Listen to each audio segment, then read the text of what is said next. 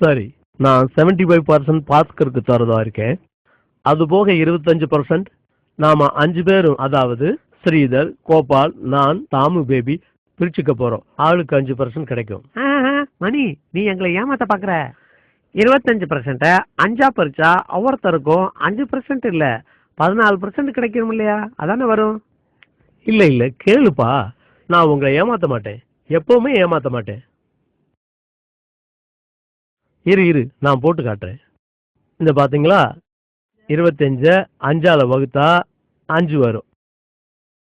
5 2ல போகாது.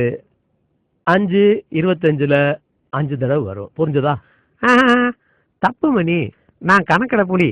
எங்கிட்டே வா, நான் போட்டு காட்டுறேன் பாரு. 5 25 5 2ல போகுமா? போகாது. 5 5ல ஒரு தடவை போகும்.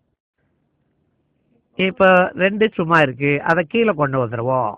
5ஆல 20 வகுத்தா 4. கணக்குன்னா இப்படி போடணும்.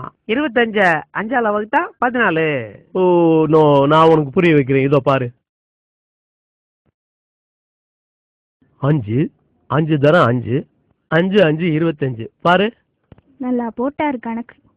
என்ன உங்களுக்கு எவன் தான் கணக்கு சொல்லி கொடுத்தானு தெரியல. கொடுங்க, இப்படி நான் போட்டு காட்டுறேன். 14 5ஆல பெருக்கினாதான் 25 வரும். 5 × 4 20. 5 1ஆல இன்ட்டு பண்ணா 5, மொத்தம் 25. அவ்வளவுதான். இல்ல இங்க பாருமா, 5 14 நான் கூட்டி காட்டுறேன் பாரு, அப்ப புரியும் உனக்கு. 14 14 14 14 14. இப்ப கூட்டி பாரு, சரியா வரும். நீ சொல்றது தப்பு, நான் சொல்றதுதான் ரைட்டு, நீயே ஒத்துக்கோ பாரு. 4 8 12 16 20 21 22 23 24 25.